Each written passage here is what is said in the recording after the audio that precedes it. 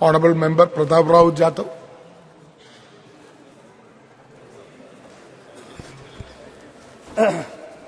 धन्यवाद अध्यक्ष जी।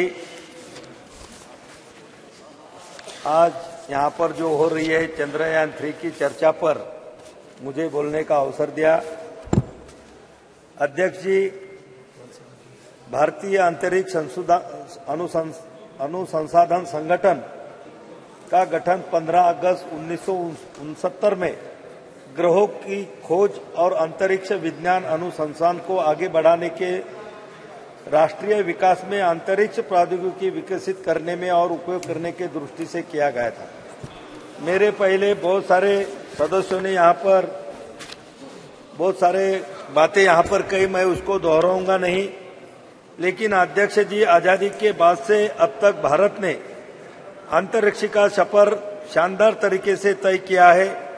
साइकिल व बैलगाड़ी से शुरू हुई हमारी अंतरिक्ष की यात्रा मंगल और चांद तक पहुंच गई है और सूरज के तरफ भी हम निकल चुके हैं। आज भारत मानव को अंतरिक्ष में भेजने की तैयारी भी कर रहा है। अध्यक्ष महोदय,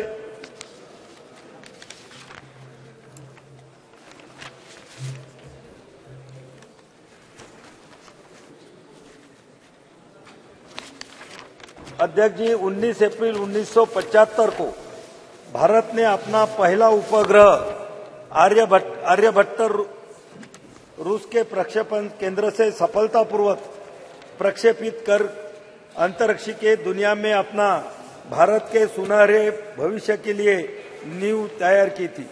आर्यभट्ट उपग्रह का निर्माण इसरो के लिए बड़ी चुनौती थी, क्योंकि उस समय न तो भारतीय वैज्ञानिकों के पास आधारभूत सुविधाएं थी और न ही पर्याप्त संसाधन थे। लेकिन भारतीय वैज्ञानिकों ने जज्बे के आगे समस्याएं छोटी हो गई और इसरो के तत्कालीन अध्यक्ष प्रोफेसर सतीश धवन के मार्गदर्शन के युवा टीम ने आर्यभट्ट का निर्माण किया था। अध्यक्ष जी, हमारे वैज्ञानिकों ने 22 अक्टूबर 2008 को 1380 किलोग्राम का चंद्रयान 1 भेजा, जो 14 नवंबर 2008 को चंद्रमा की सतह पर पहुंचा। चांद पर तिरंगा लहराते ही भारत चंद्रमा पर अपना झंडा लगाने वाला चौथा देश बन गया। अध्यक्ष जी,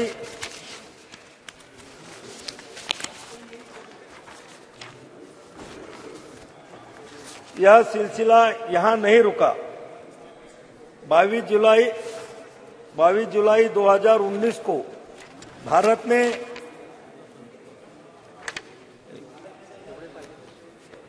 अध्यक्ष जी, माननीय प्रधानमंत्री श्री मोदी जी की नेतृत्व में नेविगेशन के कार्यक्रम में भी बहुत तेजी आई।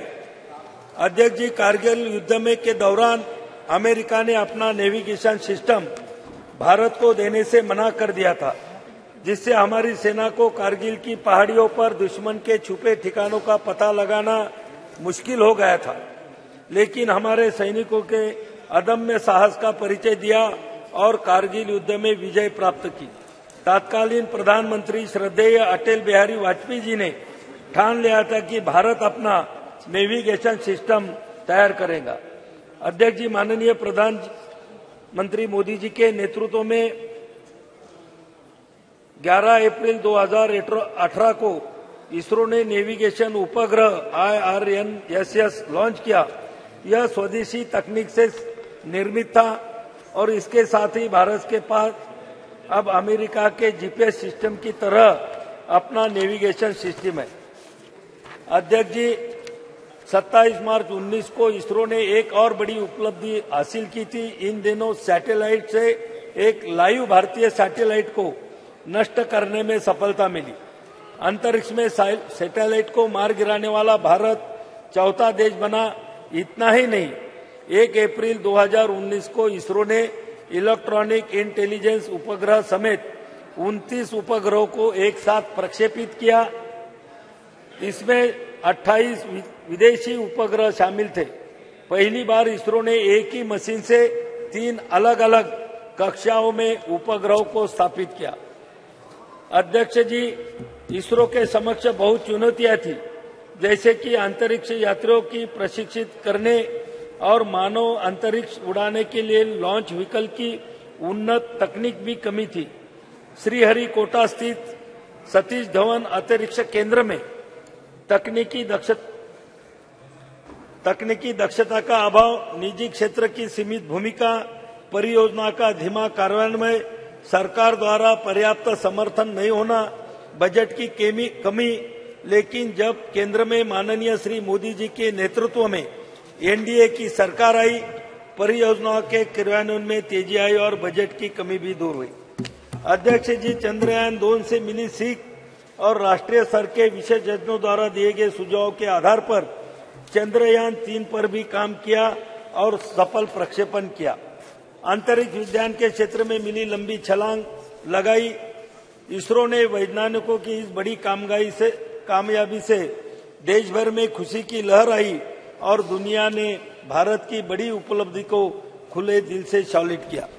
अध्यक्ष महोदय, मुझे यहाँ बताने में बहुत गर्व महसूस हो रहा है कि जिस लोकसभा क्षेत्र बुल्ढाना से मैं आता हूँ, वहाँ से चंद्रयान मिशन में जो सिल्वर स्टर्लिंग ट्यूब लगी है, वह मेरे लोकसभा क्षेत्र बुल्ढाना के खामगांव तहसील से बनाई गई थी और महाराष्ट्र के हिंगोली भूमि में एक शुष्क हिस्सा दुनिया के सबसे महत्वाकांक्षी विज्ञान कार्यक्रमों में से एक गुरुत्वाकर्षण तरंगों का अध्ययन करने के लिए LIGO वेधशाला का स्थल बनने जा रहा है। यह साधारण प्रयास वैज्ञानिक अनुसंधान और नवाचार के लिए सरकार के दृढ़ समर्थन का एक चमकता उदाहरण है।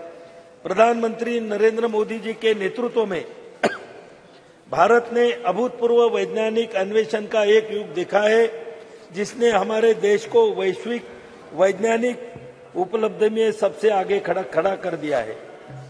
अध्यक्ष महोदय, हिंगोली के परिदृश्य को सुशोभित करने के लिए तैयार LIGO इंडिया प्रोजेक्ट अंतर्राष्ट्रीय वैज्ञानिक सहयोग के शिखर का प्रतिनिधित्व करता है। यह प्रधानमंत्री मोदी जी के दृढ़ नेतृत्व द्वारा समर्थित ब्रह्मांड के रहस्यों का पता लगाने के हमारे देश के संकल्प का प्रतीक है।